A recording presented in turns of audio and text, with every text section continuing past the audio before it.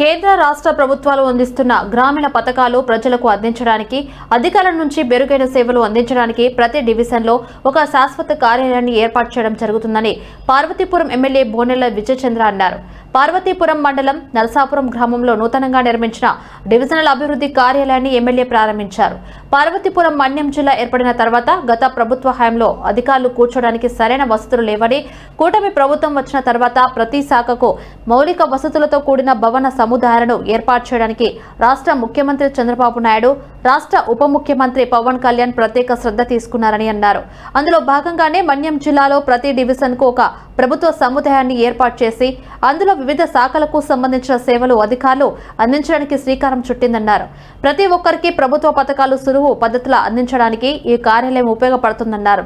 ఈ కార్యాలయంలో అధికారులు ప్రజలకు అందుబాటులో ఉండి పూర్తి స్థాయి సేవలు అందించాలని సూచించారు.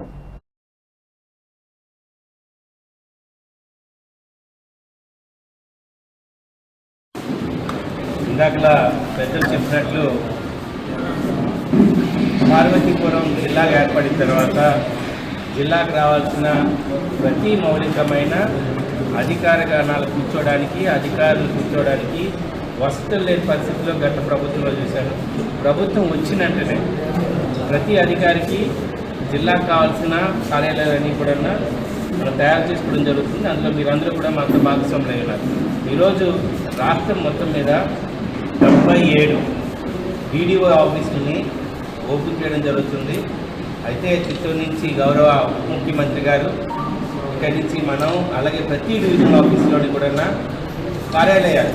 ఈ కార్యాలయం గొప్పతనం ఏంటంటే కేంద్ర ప్రభుత్వం, రాష్ట్ర ప్రభుత్వం పథకాలన్నింటినీ కూడా ఎవరెవరైతే ఏ పథకాలు అనుసంధానం చేయడానికి ఒక సరళమైన వ్యవస్థ, అంటే ఒక ఈజీ ప్రాసెస్లో ప్రతి ఒక్కరికి కావాల్సిన పథకాలను అందించడానికి ఈ ఆఫీస్ అనేది చాలా ఉపయోగపడుతుంది.